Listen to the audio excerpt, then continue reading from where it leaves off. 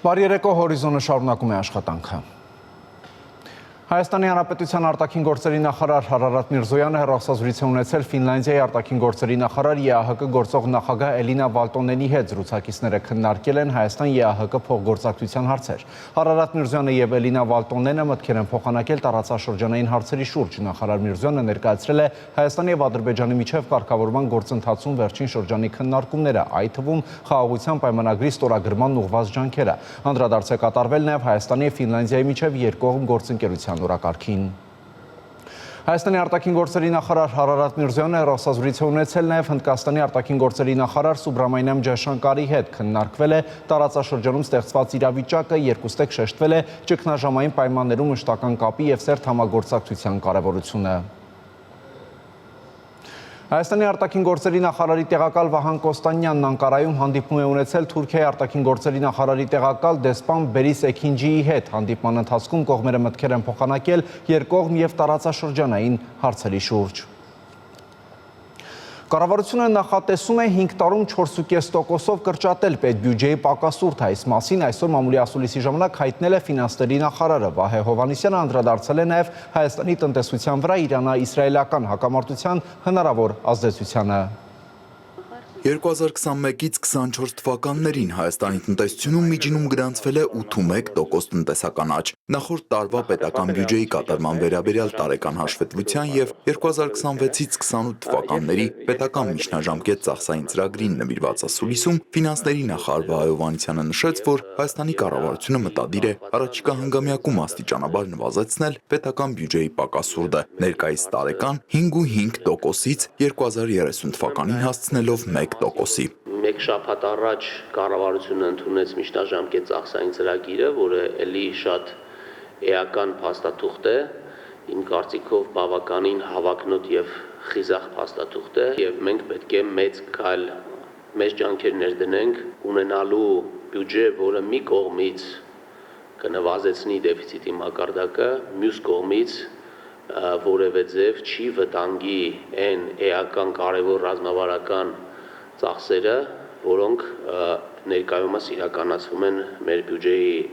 միջոցներով։ Ֆինանսների նախարարն ասաց, որ կառավարությունը քննարկում է հարկային նոր օրենսգիր կունենալու հայեցակարգային հարցերը եւ այդ իմաստով նաեւ որոշակի գաղափարներ կան հարկման համակարգի վերափոխման վերաբերյալ, որպեսզի իրականում դառնա այնպիսի մի միջավայր, որը փոքր եւ միջին ձեռնարկություններին կօգնի ստեղծման փուլում խուսափել ավելորդ վարչարարության հետ կապված հարցերից, բայց միևնույն ժամանակ հնարավորություն ստեղծի ունենալ մոտիվացիա արագ զարգանալու եւ մեծանալու, չառաջացնելով խեղաթյուրումներ ընդհանուր հարկման համակարգի եւ այսպես կոչված արտոնյալ հարկային համակարգի միջև։ Անցած շաբաթ մենք քննարկում ունեցել ենք հասարակական կազմակերպությունների հետ, ունենք հարկային խորհուրդ, որտեղ ներկայացված են տարբեր շահառու խմբեր ներկայացնող ՀԿ-ներ, ում հետ նաև այդ գաղափարական հարցերը փորձել ենք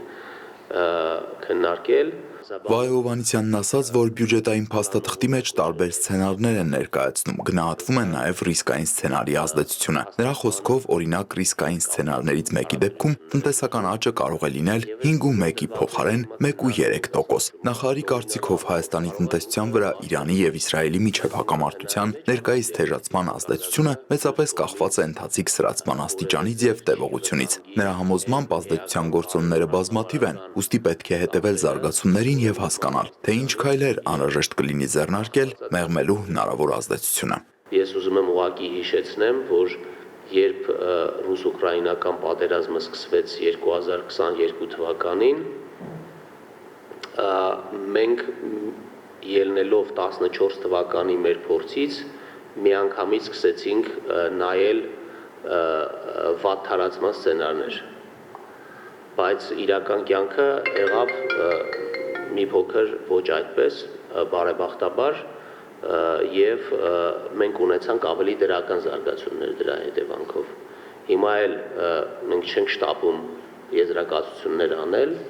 Անդրադառնալով Իրան-Իսրայել հակամարտության պատճառով հյուսիս-հարավ ճանապարհի շինարարության ընթացքի հնարավոր խափանումներին, ֆինանսների նախարարն ասաց իր տպավորությամբ, ճանապարհի շինարարությունը չպետք է որ տուժի, քանի որ այժմ հողային աշխատանքներ են իրականացվում եւ Իրանից ներմուծելու շատ բան չկա, թեև Հայաստան-Իրան սահմանի հետ կապված որևէ խնդիր Հովհաննիսյանի փոխանցմամբ այս պահին չկա եւ ամեն ինչ նորմալ աշխատում է։ Ֆինանսների նախարարն ասաց, որ հուլիսից բոլոր գերատեսչությունների հետ քննարկելու են իրենց բյուջեները, ծախսերի կառուցվածքն ու առանձին քաղաքականությունները։ Ակնհայտ է, որ որոշ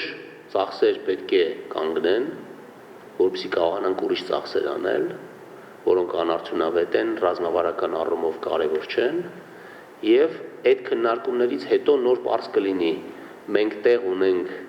նվազագույն աշխատավարձ բարձրացնելու, թոշակների բարձրացումը որքան եւ ինչ միջոցներով է տեղի ունենալու։ Նշվեց նաև, որ կառավարության համար առաջնահերթ է պահել պարտքի բեռը 50%-ի շրջանակներում։ 2024 թվականին կառավարության պարտքը նա ցուցանիշը կազմել է 48%, 2023-ի համեմատ նվազելով 0.2 կետով։ Տիգրան Վակմյան, Հայկ Սուքիասյան, Հորիզոն։ Որտեղ է եղել կրթվել է նորաձև է շարժման կանգառն այս անգամ եւ ինչ բանախոսություններ են հնչել մանրամասները ռեպորտաժում։ Տարբեր տարիքի, մասնագիտության, հայացքների եւ փորձառության մարդիկ կրթվել են նորաձև է շարժման շրջանակներում, այս անգամ արտաշատում են հավաքվել։ Սա շարժման արդեն 41-րդ հանդիպումն է, եւ ինչպես վստահ են Իմ քայլը հիմնադրամում, մարդիկ հավաքվել են կրթության, ինքնազարգացման եւ գիտակից հասարակություն ձևավորելու գաղափարի շուրջ։ Հենց այդ գաղափարի զարգացմանը նպաստելու նպատակով էլ բեմում այս անգամ եւս երկու բանախոսություն է ներկայացվում։ Ներկաները նախ լսում են վարչապետի տիկնոջ «Մնացել ենք 5-րդ դարում» խորագրով ելույթը, ստանում մի շարք հարցերի պարզաբանումներ ու հետո հանգում նաև այսպիսի եզրակացության։ Մենք ինքներս պետք է վերափոխենք մեր երկիրը ու մտահոգվենք ու կարծում եմ այսօր այն ինչ որ ունենք, դա գալիս է նրանից, որ մենք ինքնակրթված չենք։ Այսինքն երկիրը գնալու է կործանման, ես այդպես եմ կարծում, եթե մենք շարունակենք այսպես մտածելով ամեն մեկս ինքներս մեր շահի մասին։ Պետք է ավելի շատ աշխատենք ու կրթենք մեր երեխաներին ու փորձենք մի փոքր մտածել մեր երկրի բարության մասին։ Այս շարժման մասին իրենք ներկաները խոստովանում են, տարբեր հակասական կարծիքներ են լսել։ Նաև հենց դրա համար են եկել, որ իրենց աչքով ու ականջով տեսնեն ու լսեն, թե ինչի մասին է կրթվել է նորաձև է շարժումը եւ ինչ ուղերձներով է այն իրականացվում։ Այսօր այստեղ գտնվելով համոզվեցի, որ վարչապետի տիկինը Աննա Հակոբյանը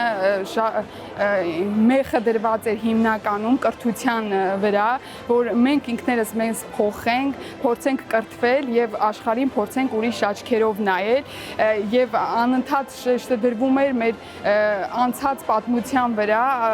մեր 5-րդ դարից սկսած մեր պատմիչների վրա, այսինքն այդ շարժումը ամբողջովին նրա մասին էր, որ մենք պետք է չմոռանանք որտեղից ենք եկել, ինչ դժվարություններ ենք անցել եւ փորձենք ամեն օր ինքներս մեր վրա աշխատելով գնանք ավելի դեպի առաջ, գնանք լուսավոր ապագա, մեր երեխաներին էլ փորձենք կրթել ավելի ճիշտ ձևով։ Հիմնականում այդ հասկացա, որ արտաշատում հավաքվածներն էլ հասկանան, թե ինչ ասել է իրական Հայաստան, վարչապետն այստեղ եւս ներկայացնում է այդ խորագրով իր բանախոսությունը, շեշտելով հայրենիքի եւ պետության մասին իրարամերժ ընկալումները, դարձյալ այդ ամենում ընդգծելով կրթության առանցքային դերը։ Հատկապես ուզում եմ առանձնացնել պարոն Փաշինյանի միտքը, որ եթե ցանկանում ենք վերափոխվել, մենք պետք է պատրաստ լինենք ոչ թե առաջինը վերափոխել աշխարհը, այլ պետք է առաջինը պատրաստ լինենք վերափոխելու մեր կյանքը, հետո երկիրը, հետո նոր աշխարհը, ոչ թե աշխարհից պահանջենք վերափոխվել, այլ ինքներս ցանկանանք վերափոխվել։ Ինչու եմ կարևորում կրթվել է նորաձև է շարժումը եւ ինչու եմ հենց կրթությունը համարում նորաձև մեր օրերում, քանի որ եթե չլինի կրթությունը, մենք չենք կարող առերեսվել իրականության հետ ու ընդունել մեր սխալները։ Սա առաջին դեպքն է, երբ որ պետության առաջին դեմքի եւ առաջին տիկնոջ մակարդակով դրված է կրթությունը կարևորելու այս ուղենիշային սանդղակը, որը մինչ այս չի եղել եւ մեզնից յուրաքանչյուրը պետք է ձգտի համակայլ գնալ։ Այս բանախոսություններով եւ ուղերձներով կրթվելը նորաձև է շարժումն առաջիկայում նաեւ Մարալիկում, Աշտարակում եւ Մարտունիում է լինելու։ Շանթ հեռուստաընկերություն, Հորիզոն։ Երևանի քաղաքապետարանը գործակարգավարական նիստի ընթացքում ամփոփել է հաշվետու շաբաթը։ Քաղաքապետ Տիգրան Ավինյանը հայտարարել է, որ այս ամառ նախատեսվում է ամբողջությամբ հրաժարվել տրանսպորտում QR կոդով տոմսերի թղթային տարբերակից։ Նախորդ շաբաթ Երևանի ավտոբուսը սպասարկել է նախատեսվածից 112-ով պակաս։ Բացի թեր սպասարկումից շարժակազմերում արձանագրվել են նաև անսարքություններ։ Տոկոսային հարաբերակցությամբ ամենաբարձր անսարքության ցուցանիշն արձանագրվել է ման մակնիշի ավտոբուսների մոտ։ 80 միավորից 10-ը գտնվում է անսարք վիճակում։ Պայստամասերի խնդիր ունի էլի ման մակնիշը, էլի հանդիպել ենք անցած շաբաթ, քննարկել ենք այդ հարցը, մի քիչ տեխնիկական խոտաններ լայի հայտ գալիս տեխնիկաների վրա, մեկ փոխարինումը տևում է։ Վերջին 6 ամիսն է, եթե այս տեմպով էլի շարունակվի, այդ ընկերության հետ էլ չենք կարողանա ուղղակի շարունակել մեր համագործակցությունը, սա վերջնական եւ հստակ փոխանցեք։ Նիստում ներկայացվեց նաև Մայրաքաղաքի տրանսպորտային պարկի համալրման հաջորդ քայլը՝ 45 նոր տրոլեյբուսների ձեռքբերումը։ Չնայած այն հանգամանքին, որ համապատասխան պայմանագիրն արդեն ստորագրվել է, այս փուլում դեռևս ֆինանսական միջոցներ նախատեսված չեն։ Գերման գործընթացի շրջանակներում կնքված պայմանագրի արդյունքում Երևան համայնքի համար ձեռք են բերվել թվով 45 տրոլեյբուսները, սակայն պարոն քաղաքապետը հաշվի առնելով, որ դեռևս ֆինանսական միջոցները նախատեսված չեն, խնդրում եմ հանձնարկանի ժամկետը որոշակի ժամանակահատվածով երկարաձգելու։ Ինչքան է մեր 6 ամիսը, դեռ 6 ամիսը ապրիլի 7-ին ենք ընկել պայմանագիրը, դրանից 6 ամիսը հոկտեմբեր։ Այո։ Ժամանակ ունենք, պարոն Հովհաննիսյան, մեր հաջորդ առաջնահերթությունը այս տրոլեյբուսներն են։ Սարգիս Մանուկյանը քաղաքապետին զեկուցեց, որ հաշվետու ժամանակահատվածում տոմսային համակարգում կատարված վավերացումների թիվը 87443-ով պակաս է եղել նախորդ ցուցանիշներից։ Տոմսային համակարգում վավերացումները բաշխվել են հետևյալ կերպ. տրոլեյբուսներ 87953, մետրոպոլիտեն 489167, ավտոբուս 1,813,901։ Թղթային տարբերակով QR կոդերի, այսպես ասած, վերացումը պետքա ապահովենք այս ամառվա ընթացքում, հետևաբար թելսելի մեր գործընկերների հետ հասկացեք,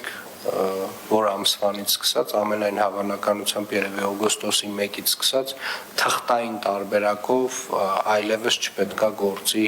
QR-ները։ Զեկույցներից մեկն էլ վերաբերում էր Երևանի սեփական եկամուտների այս տարվա պլանային առաջադրանքների ցուցանիշներին, որտեղ կատարողականը պակաս է եղել շուրջ 2 միլիարդ դրամով, ինչի պատճառներից մեկը եղել է փոխադրավարձի, իսկ մյուսը նախագծման թույլատվության եկամուտների գծով թերհավաքագրումները։ Զվարթ Ղազարյան, Հորիզոն։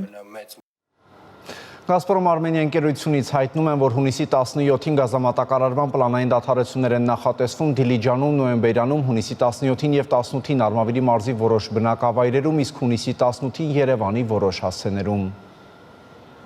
Գազպրոմ Արմենիա ընկերությունը տեղեկացնում է, որ պլանային աշխատանքներ իրականացնելու նպատակով հունիսի 17-ին ժամը 10-ից մինչև ժամը 17-ը կդադարեցվի Տավուշի մարզի Դիլիջան քաղաքի Սայաթ Նովայի, Շահումյան, Գայի փողոցների, Հովսեփյան առաջին փողոցի, Միասնիկյան երկրորդ նրբանցքի, Հակոբջանյան երրորդ նրբանցքի, Պարզ լճի փողոցի գազասպառողների, Մոնթե Մելքոնյանի անվան ռազմական վարժարանի, Դիլիջան թիվ 2 մանկապարտեզ Հոակի, Վիլարեստ ընկերության հյուրանոցի, Սա Աղաջանյան ընկերության, Աթ Համրազյան Աձեի, Գոշ գազ ընկերության ԱԳԼՃԿ-ի գազամատակարարումը, Նոյեմբերյան քաղաքի նոյեմբերի 29-ի Կոմիտասի, Բարանա այգեգործների, Սայաթ Նովայի անտարագործների, Զանդրանիկի, Երևանյան փողոցների գազասպառողների, Գազարդ ընկերության ԱԳԼՃԿ-ի, Արարատ Գիշյան ընկերության, Հովսեփ Նարեկ ընկերության, Ստեփականատեր Մեխակ Հարությունյանի թիվ 1 նախադպրոցական հաստատության Ժիվիկ Գիշյան Աձեի գազամատակարարումը։ Պլանային աշխատանքներ Քարակերտի ԳԲԿ-ն սնող կողմնատար գազի կապիտալ նորոգում իրականացնելու նպատակով հունիսի 17-ին ժամը 9-ից մինչև հունիսի 18-ը ժամը 21-ը կդադարեցվի Արմավիրի մարզի Դալարիկ, Լեռնագոգ, Քարակերտ բնակավայրերի գազասպառողների, Նորապատ ԱԿ-ի ԱԳԼՃԿ-ի, Գոդավար ընկերության ԱԳԼՃԿ-ի, Երևան Marmalade Industries ընկերության, Իջևանի գինու կոնյակի գործարան ընկերության, Կոտայք ՃՇՇ ընկերության, Քարակերտի քարաձուլման գործարան ընկերության նշված բնակավայրերում գործող այլ տարբեր նշանակության հանրային կազմակերպությունների գազամատակարարումը։ Պլանային աշխատանքներ իրականացնելու նպատակով հունիսի 18-ին ժամը 9:30-ից մինչև ժամը 19 19:30-ը կդադարեցվի Երևան քաղաքի Ավան վարչական շրջանի Ծարավաղբյուր փողոցի թիվ 55 կոտորակ 5, 55 կոտորակ 6, 55 կոտորակ 8, 55 կոտորակ 11, 55 կոտորակ 26, 55 կոտորակ 33, 55 կոտորակ 34, 55 կոտորակ 3, 55 կոտորակ 17, 55 կոտորակ 20 բազմաբնակարան շենքերի, հարակից առանձնատների գազասպառողների եւ հարակից տարբեր նշանակության հանրային կազմակերպությունների գազամատակարարումը։ Ընկերությունը հայցում է գազասպառողների ներողամտությունը եւ խնդրում պահպանել անվտանգության պահանջները։ Գազամատակարարման դադարեցումների մասին տեղեկատվություն ստանալու համար բաժանորդագրվեք Գազպրոմ Արմենիա ընկերության Telegram-ի ալիքին։ Մեկ այլ հաղորդագրությամբ Գազպրոմ Արմենիա ընկերությունը տեղեկացնում է. Գազպրոմ Արմենիա ընկերությունը տեղեկացնում է, որ 2025 թվականի մայիս ամսին մատակարարված վերահաշվարկված բնական գազի եւ գազասպառման համակարգի տեխնիկական սպասարկման մատուցված ծառայության արժեքի վճարման վերջնաժամկետը 2025 թվականի հունիսի 16-ն է։ Հունիսի 16-ից հետո 3 օրվա ընթացքում վճարում չկատարած բաժանորդների գազամատակարարման դադարեցման աշխատանքները կսկսվեն հունիսի 20-ից։ Այսքանը կհանդիպենք ժամը 22-ին հորիզոնի գլխավոր թողարկման առայժմ։